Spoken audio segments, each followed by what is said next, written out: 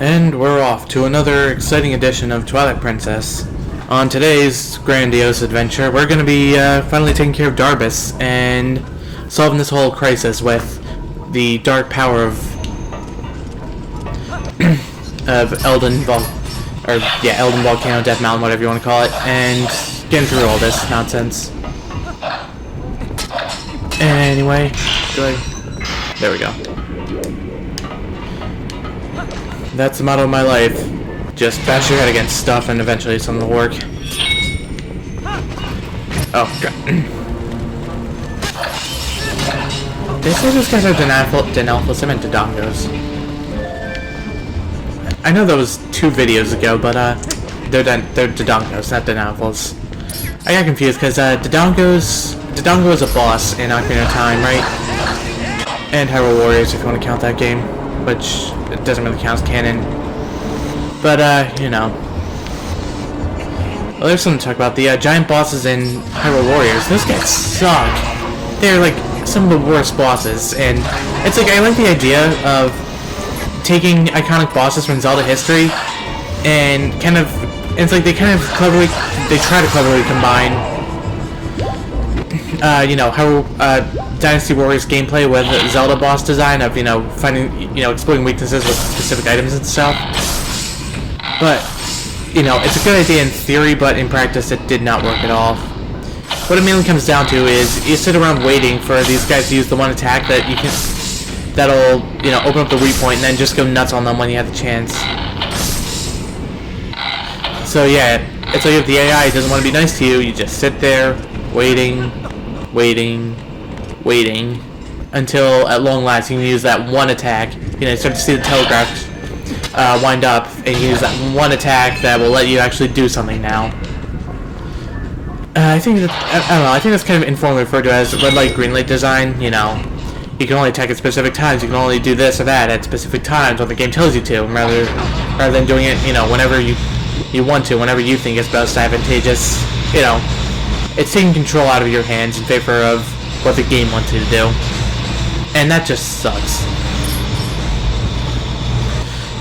So yeah, for me the giant bosses of Hyrule Warriors were a massive failure. Okay, how do we get past this? Can't roll wire upside down, you can't. Crud. Greatest challenge of all. Freaking lizard. Isn't it weird how they took a boss from Ocarina of Time and made it into a regular enemy? I think it's like, it's that weird sort of escalation thing that sequels always have to do. You know, it's like, this isn't, well, technically it's not King Dodongo, but you get the idea. Actually, Dodongos are a regular enemy in Ocarina of Time, aren't they? There we go.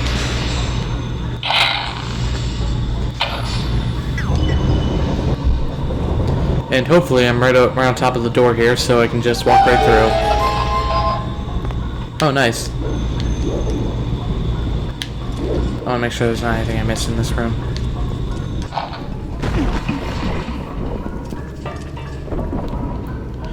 I guess while we're on the, so, you know, last video was just talking about, like, you know, random ideas that I had in, you know, like, subjects I want to discuss in games.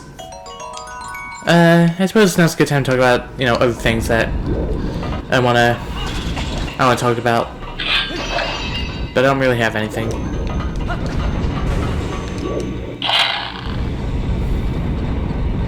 Alright, here's something kind of worth talking about. Once I shoot this. I was thinking about this earlier today, actually. Which is, this is going to be a kind of weird subject, but shonen battle anime, you know? Like, you know, specifically the classics, Naruto, One Piece, Bleach, those guys. Naruto is especially guilty of this. Filler content. For those of you who don't know, the way filler works in older shonen anime was that the entire anime would basically be, it's like the anime would be produced and developed at the same time that the manga was being written, the manga that the anime is based on. And the thing is, a manga is about a single chapter of manga is about 19 pages, whereas a single episode of anime would take about 24 minutes. For that reason, you can fit a lot more content, story content, into a single anime episode than you can into a chapter of manga. So, as time went on, inevitably the anime would catch up with the manga, and the writers would just kind of run out of the source material to adapt. That's when they would employ filler. Basically, what it was is, they would take the characters that they've been working with and drop them into a brand new scenario, something that doesn't happen in the manga, and basically make up their own story. But the deal is that you can't really progress the story in any meaningful way. You can't continue character arcs. You can't introduce new characters that are going to be important later on. You can't do anything. It all has to be completely self-contained, which is pretty abnormal for anime. Normally, it's a long-running story that sort of builds on top of each other, introduces new characters, new settings, new all sorts of new stuff all throughout the course of the show's runtime. And you can't continue the overall story in any way at all, because when the filler is over, when you finally give them the chance to a manga to get ahead, and you can start going back to adapting the manga like you were before. At that point, you have to kind of go back to business as usual. You have to keep continuing things as they were. For that reason, filler has gotten a bad name in anime for, being a complete waste of time. And I mentioned Naruto earlier because that's that show was really guilty, particularly so, of employing lots and lots of filler, entire arcs of it. It's like the filler content of Naruto alone is enough to fill up entire shows worth of story. It's like, it went on for, it's like the filler was immense in Naruto, we'll say. It's kind of inevitable. It's such a long-running manga that they were adapting. So, however, the beautiful thing is that filler is a problem that's largely been solved in modern anime thanks to this new seasonal model. I don't need to explain seasons to you. It works pretty similarly to how it does in Western TV shows. Basically, what that does is, it's sort of a built-in way for the manga to get ahead. You only make a certain number of episodes, cap off the one season, and then you go on hiatus for about a year, and in that time, instead of releasing a whole bunch of new anime episodes and getting caught up on,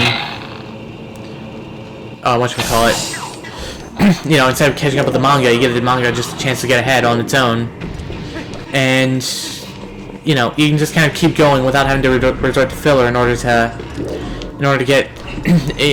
let the manga get ahead. So yeah, the seasonal model has been pretty great for shonen anime in particular. But I think it also presents a double-edged sword that I want to talk about.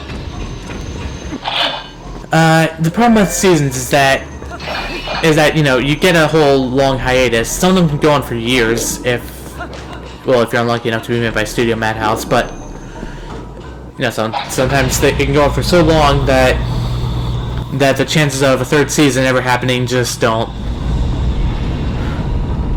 And then you get depressed because it's like, you just picked this up on a whim thinking you were gonna look at cute wolf girls for 26 episodes, and then it turns out that there was that you actually wanted to learn a whole bunch of economics but they didn't want to learn about, but you did anyway. So here you are, a master of fake medieval European economics, and it's like, oh, well, the waifu was more than just a cute waifu. She was actually this deep, compelling character who you accidentally got invested in, and now you're just left to read the light novels, even though you can't find them for the life of you. And you're just like, where's season 3? Why can't I be happy? Why do you hate me? Anyway, the problem with seasons is that a show goes on hiatus long enough, and lantern oil. I wonder how much I'm gonna need the lantern from now on. And people just sort of forget about it. As a sort of, I guess, extreme example, season 4 of My Hero Academia wrapped up a while ago, and it's hard to say just what exactly it's like, what will the reaction to it be, It wrapped up, years ago, I think we're at now. And how about that?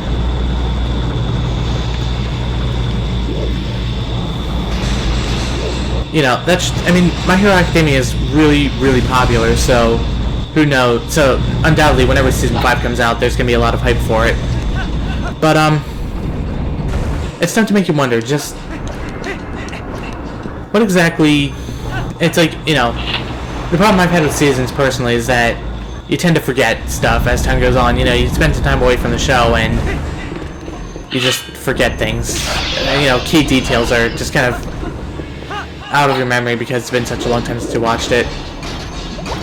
That's why what's going to happen to me in Attack on Titan Season 4 Part 2 whenever that comes out. It's like purple rupee can't fit inside my wallet. Oh well.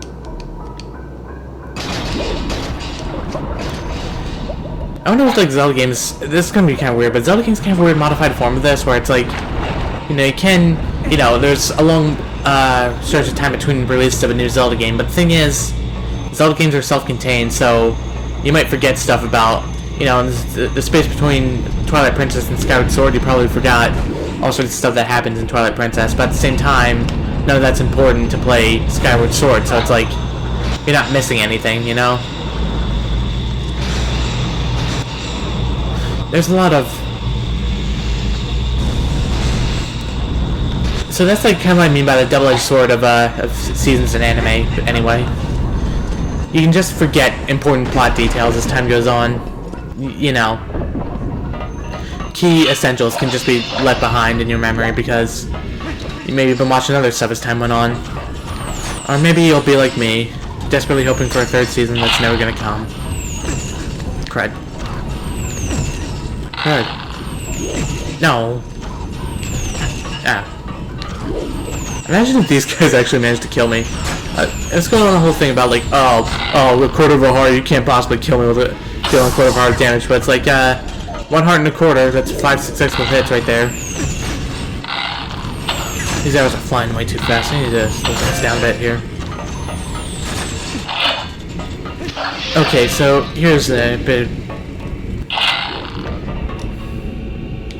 Okay, so kind of have a third-person shooter going on here. Actually, no, it's about to turn into a hack and slash here. Oh, crud.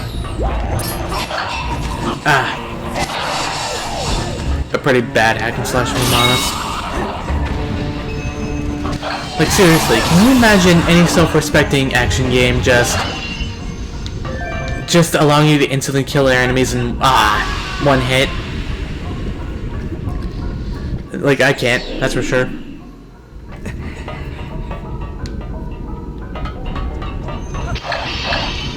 What other weird, unrelated topics can I talk about? There's... You can fill books with the pointless ruminations I get into, but at the same time I forget it all anyway, so... You know, you might want to fill a book, you know, write that stuff down quickly. I hope this doesn't crush me, that would be bad if it did. I suppose there's really no sense in wasting time on unrelated topics, because we've got...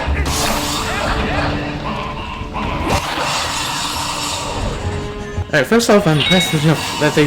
Like, how many enemies are there? Like, 5? No, more than that, like at least 7, I think. And yet, not a single frame rate drop. There are games today that would, you know, that struggle to reach 30 FPS, and just, you know, cannot handle more than a few enemies on screen at a time. Then there's Twilight Princess that just sits comfortably at 60 FPS and never dips below. What happened? What happened? Anyway, enough about that. We've got our boss to deal with.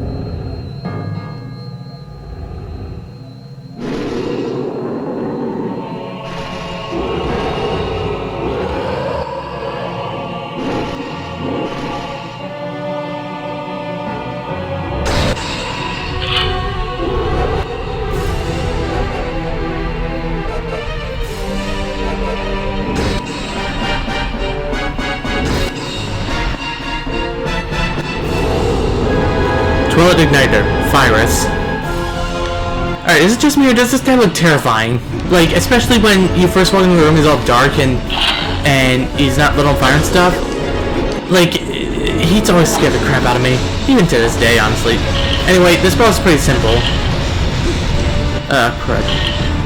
What you want to do is shoot him in that eye thing on his forehead when when he's walking towards you, and then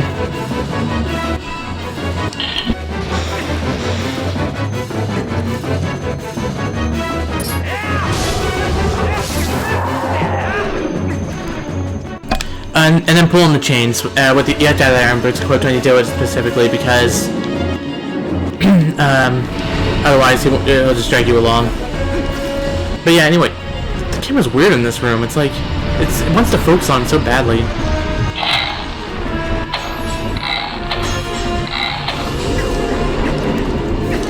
And of course, you have to stop commentating for the music to shift.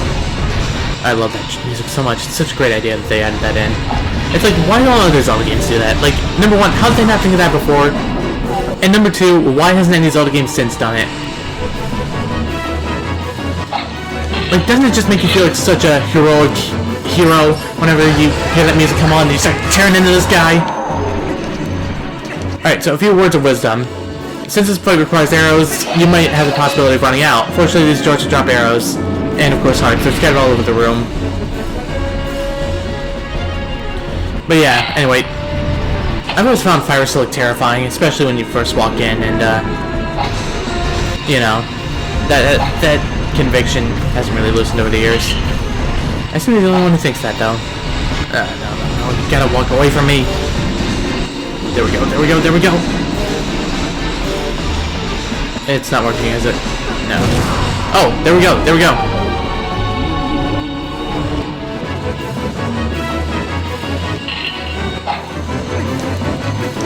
Alright, this is our chance. We can finish him.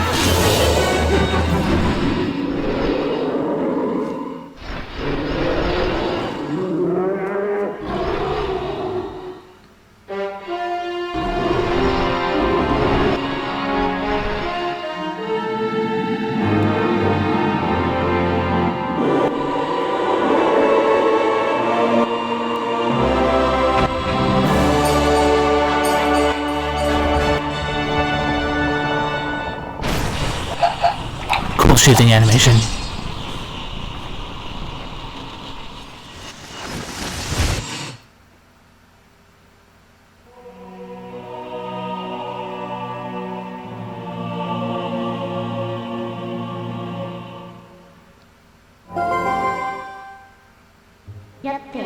Hehehe, well done.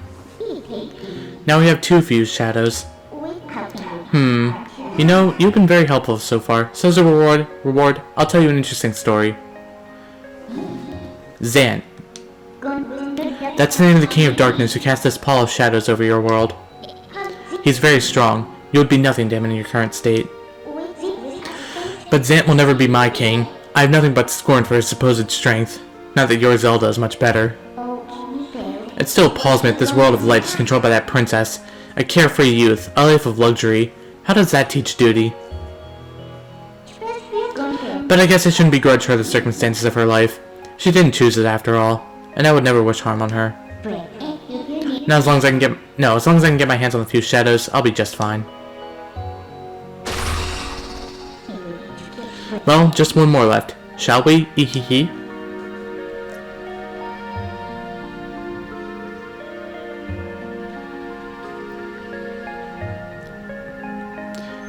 Genuine kindness from Midna. Like, understanding, like, you know, I won't begrudge Zelda the circumstances of her life. She didn't choose them. It's like, wow. Very unexpected of her. Anyway, we have Darvis returned to his normal form now.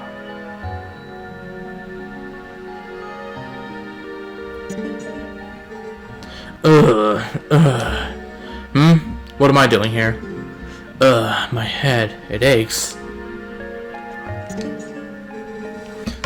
So much pain. I cannot remember anything. Well, that's Darvis for you. And of course, as is the custom, you got a heart container. Now we have 6 hearts. I'd say our collection's coming along rather nicely. Let me check. I want to make sure I got everything here. That's 3. I had 1 going in. Yep, we're good. Well, there we have it. We can just use Minda to warp on out of here. Yep.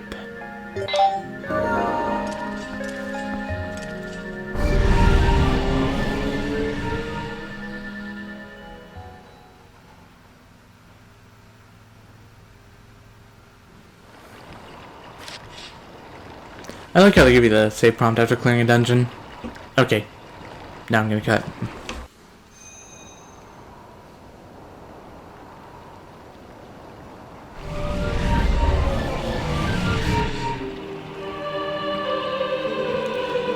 Heroic Link. North of here, across the plain and past the Great Stone Bridge, in the lands guarded by the spirit Lanayru, you shall find one who you seek.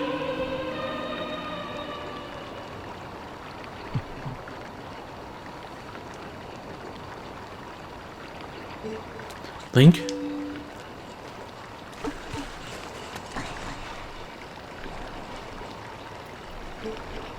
Ilya. You've got to save Ilya. Those monsters left me with the other kids, but they must have taken her somewhere else. Whenever I thought I couldn't go on, I'll think of you and Ilya, and hold on, Link.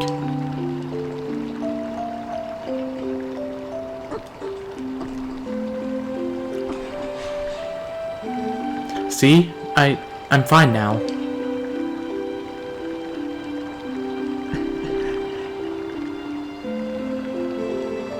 Remember what I told you back in Norden, Link?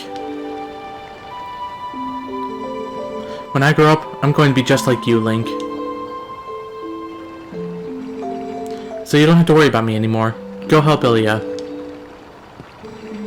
Leave the children to me. I will watch over them.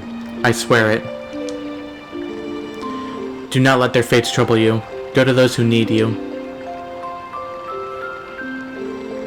In Hyrule, countless tales are told of the ancient hero, and your deeds bring them all to mind. May the grace of the great goddesses who shaped Hyrule bear you on your way.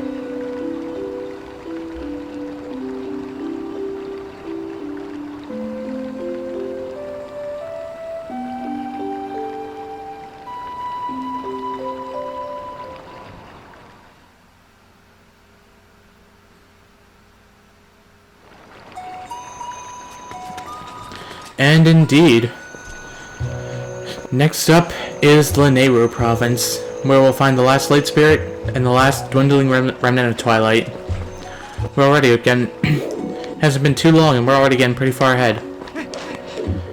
Of course, we have a few more things that we need to take care of in Kakariko Village here before we set out. So next time on The Legend of Zelda Twilight Princess, we'll get ready, and then we're going on to Lanayru province. See you guys then.